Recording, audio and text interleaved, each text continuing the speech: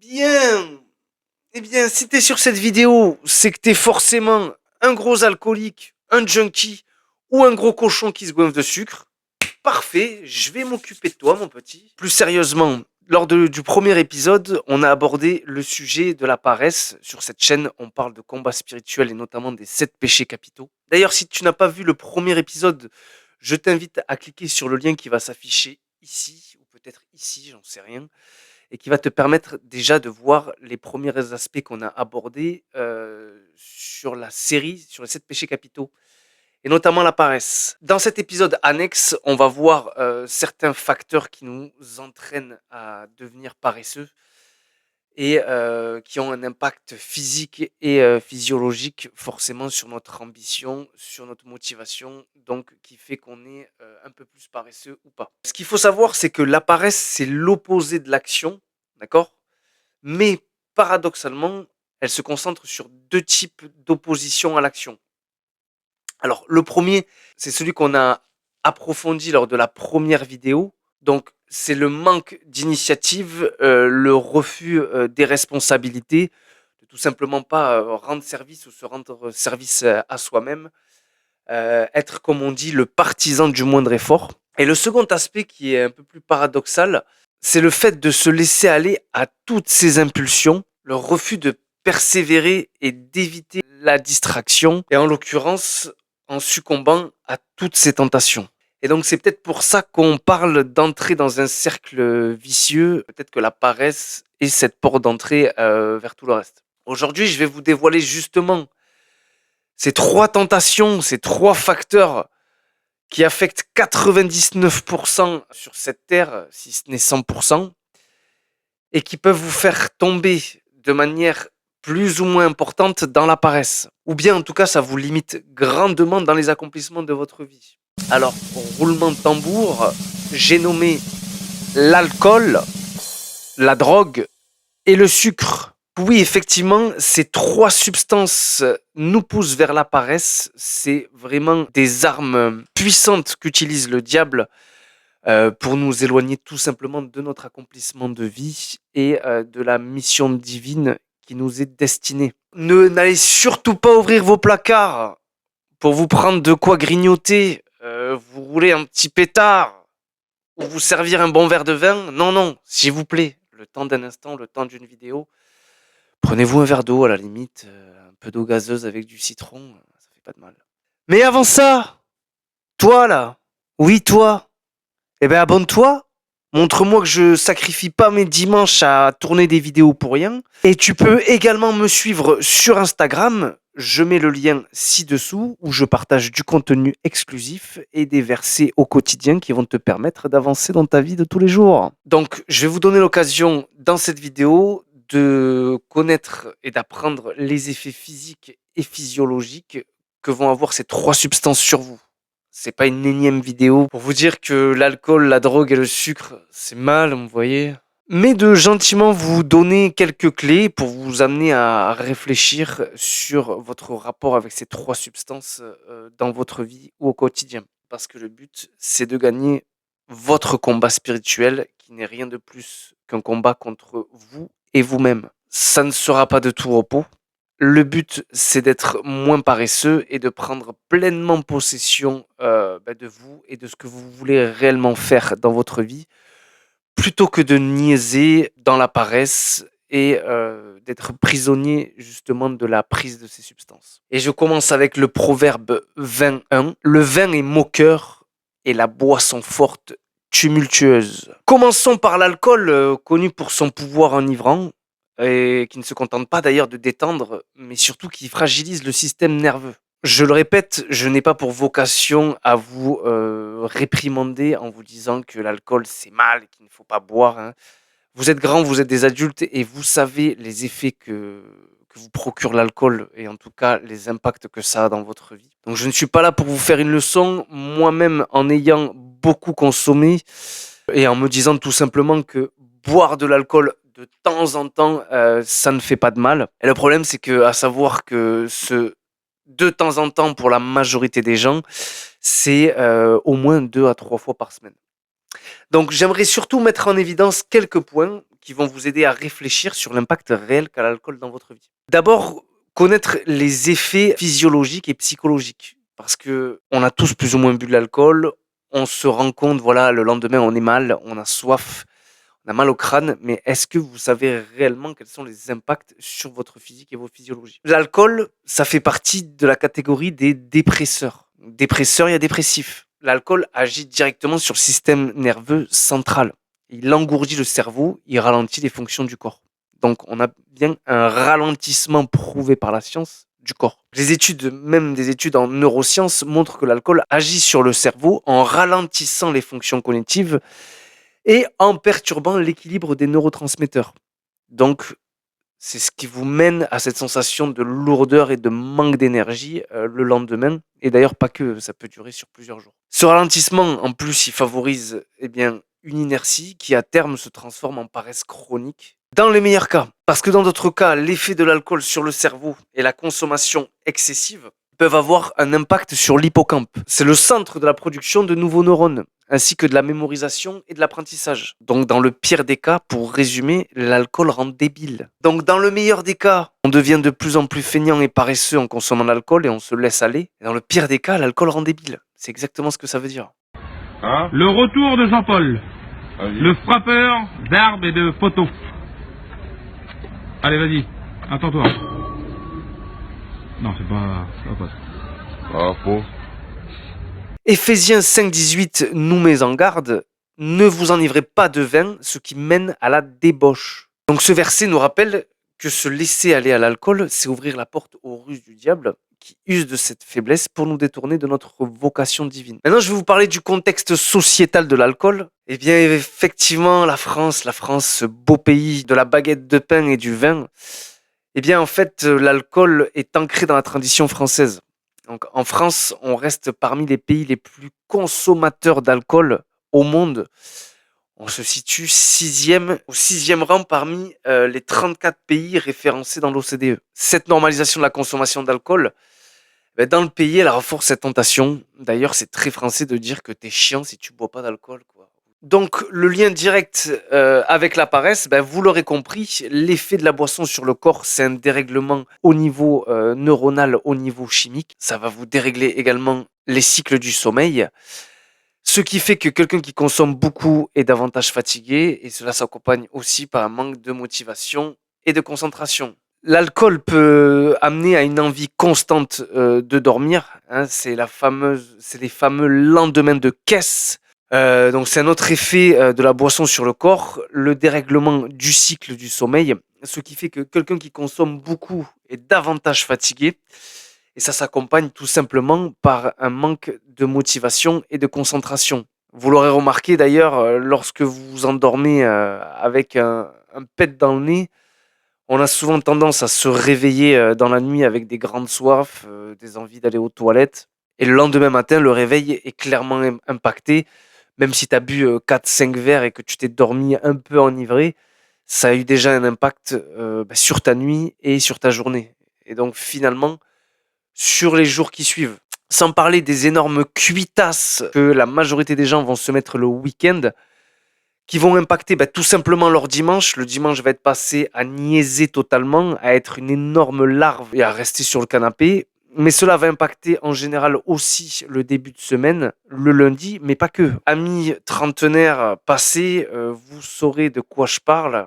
Passé 30 ans, on peut avoir ce phénomène où les lendemains de cuite durent jusqu'au mercredi. Et donc forcément, l'alcool en nous assommant nous prive de l'énergie nécessaire pour accomplir notre devoir auprès de nous-mêmes, auprès de Dieu et auprès des autres. Bien, passons à la substance numéro 2, la drogue ou bien même les drogues. La drogue qui est souvent dissimulée sous un vernis de liberté, de rébellion. Sur les effets physiques et psychologiques, il faut savoir que contrairement à l'alcool, il y a 2 types de drogues. Les drogues stimulantes ou dépresseurs. Donc dans la consommation de ces substances, on va souvent retrouver un excès de dopamine suivi d'une chute brutale qui va tout simplement engendrer fatigue, manque de motivation et une perte d'intérêt pour les activités constructives. Alors, Ici, dans cette partie, je vais pas faire une liste une à une de toutes les drogues possibles et imaginables qui existent et leurs effets.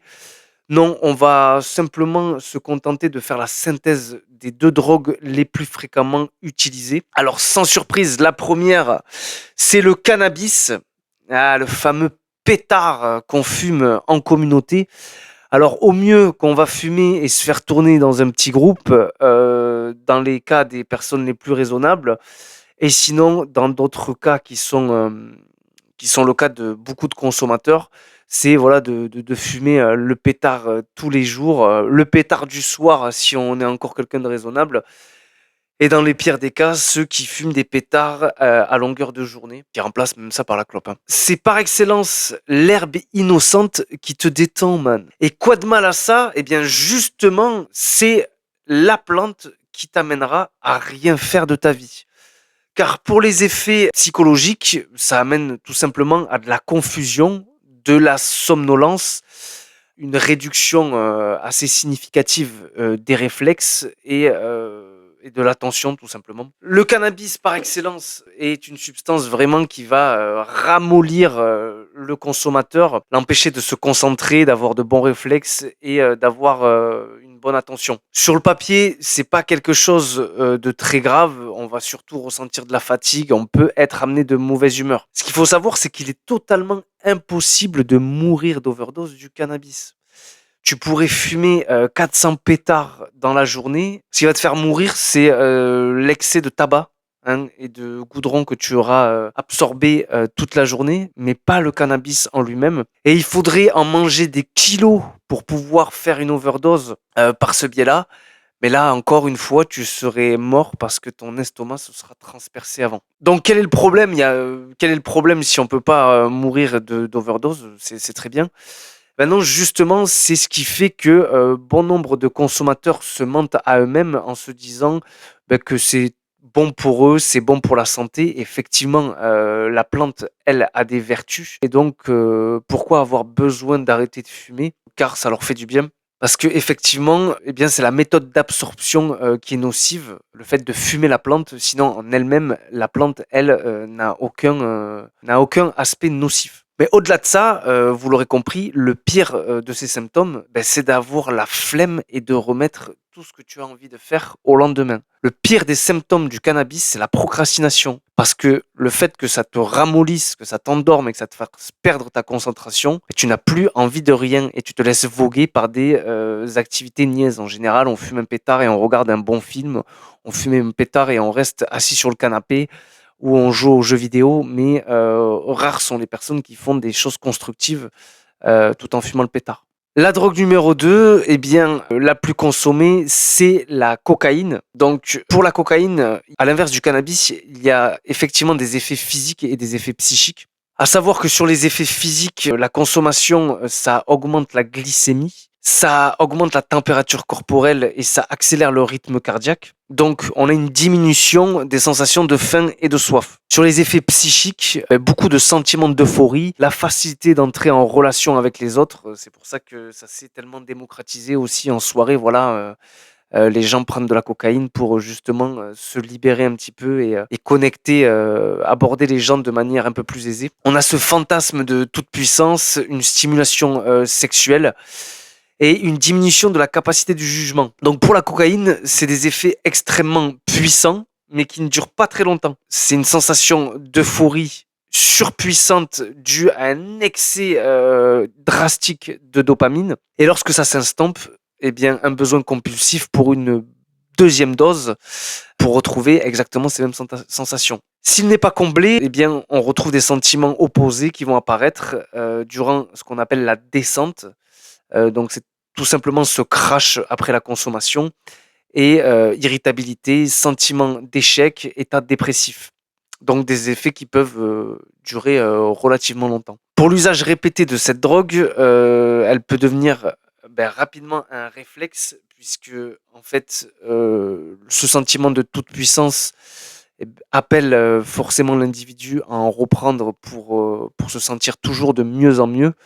Et en fait, c'est là qu'on rentre progressivement dans une forme de dépendance physique forte, hein, qui qui se manifeste tout simplement par des besoins de combler ce manque. Donc sniffer de la cocaïne à forte dose et de manière assez répétée entraîne tout simplement une dépendance physique. Et donc souvent après l'usage de ce genre de stimulant, on peut constater un effet de crash qui explique tout simplement l'épuisement physique et mental. Donc le problème de la cocaïne, c'est que pour pallier à cet épuisement, on rentre dans ce cercle vicieux où il faut en reprendre à chaque fois, de manière à ce qu'on ne soit plus jamais dans son état normal en fait. Et donc, par rapport à ces drogues, j'ai envie de vous citer 1 Corinthiens 6, versets 19 à 20. Ne savez-vous pas que votre corps est le temple du Saint-Esprit qui est en vous, que vous avez reçu de Dieu et que vous ne vous appartenez point à vous-même. Donc ainsi, céder aux drogues, c'est accepter l'influence du diable qui cherche à nous affaiblir de l'intérieur et détruire ce temple. Donc faites attention à votre consommation de drogue, car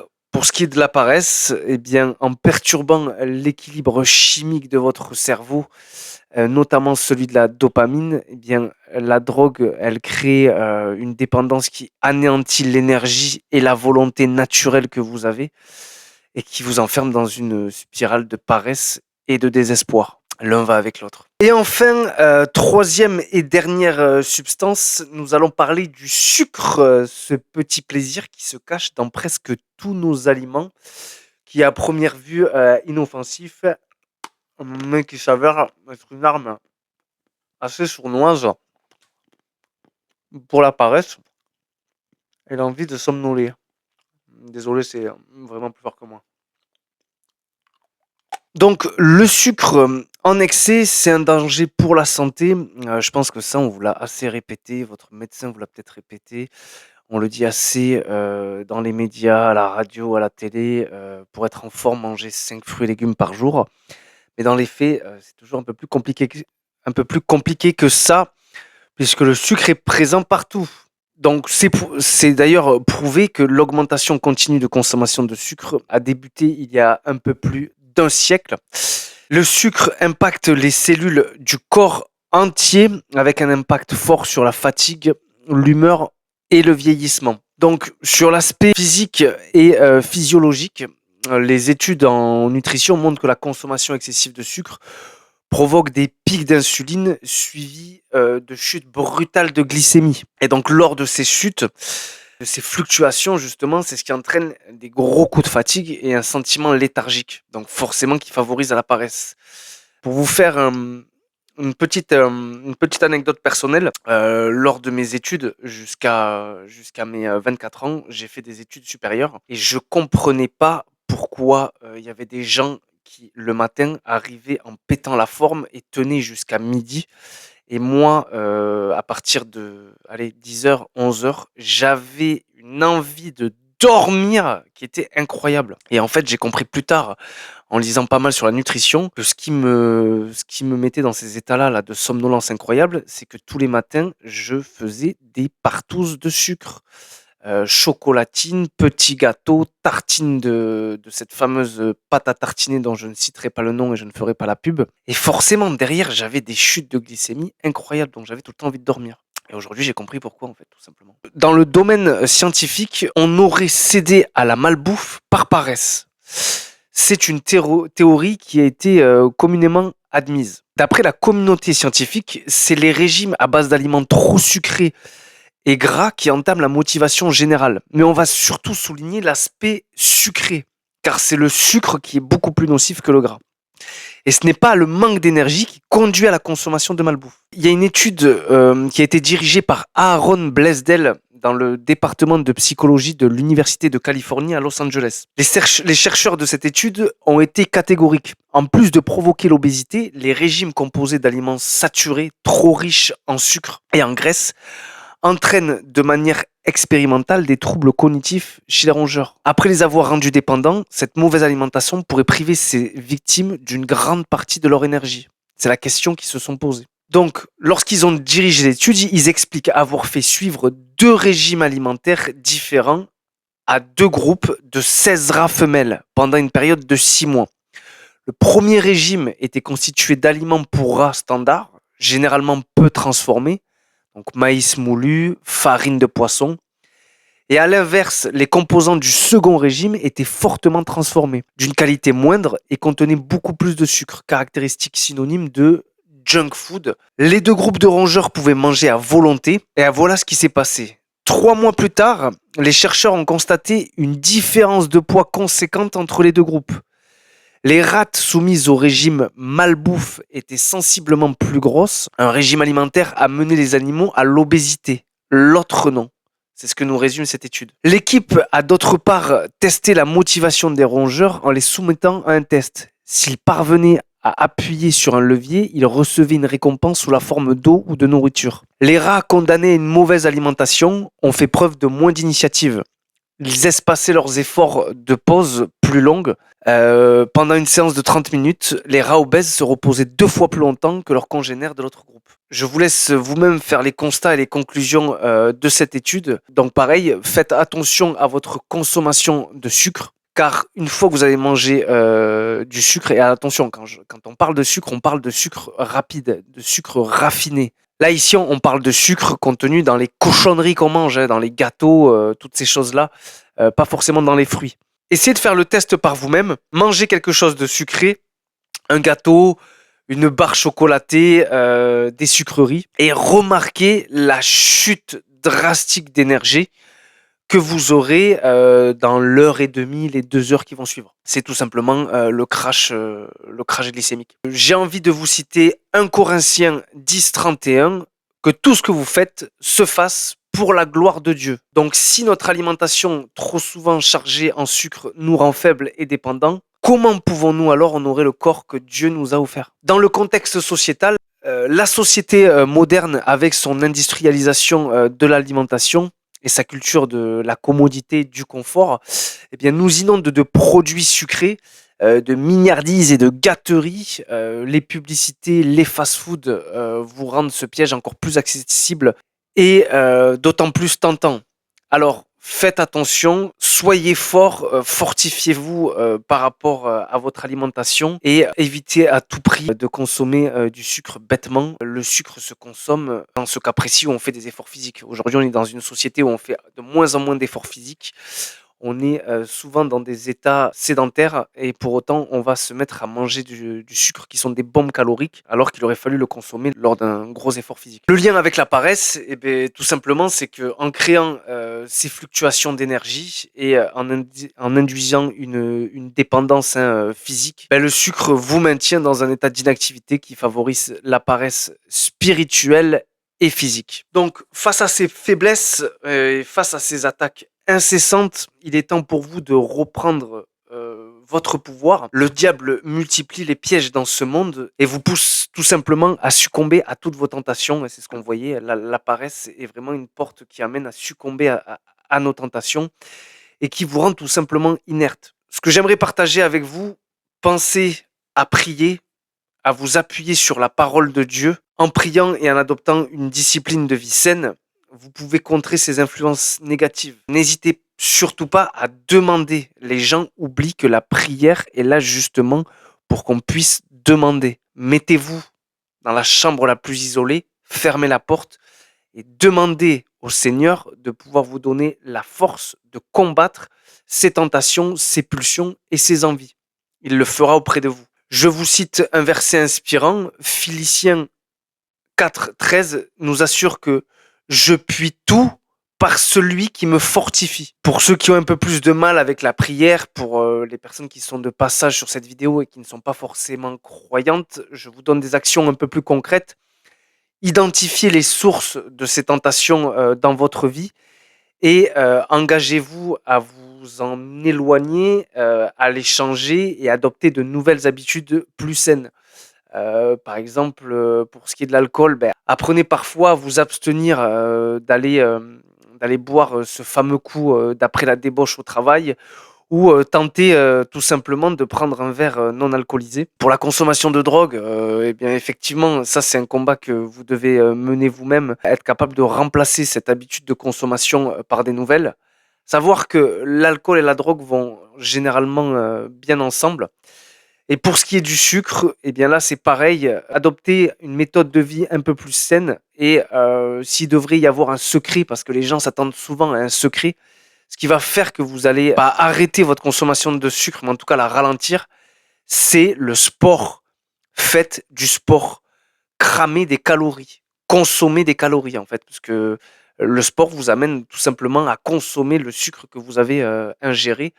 Et plus vous ferez de sport et plus vous amènerez cette routine au quotidien dans votre semaine, et plus vous verrez que non seulement vous allez ralentir votre consommation de sucre, et puis quand bien même vous en mangez, eh bien il sera automatiquement consommé lors de vos séances. Bien évidemment, pensez à ce que vous consommez non seulement physiquement, mais aussi spirituellement. Quel sera votre prochain choix pour vous glorifier et glorifier Dieu et vivre avec énergie? Eh ben abonne-toi, hein.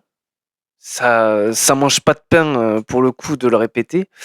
Laisse un commentaire sur les propres combats que tu es en train de mener. Partage cette vidéo pour diffuser de la motivation et éclairer peut-être une personne dans ton entourage qui est victime de la paresse et de ces 3 substances. Ensemble, nous repoussons les mensonges du diable et nous vivons dans la vérité de Jésus. Que Dieu vous bénisse et vous donne la force de vaincre toutes vos tentations. Pour ma part, je vous dis à très bientôt. Hasta luego.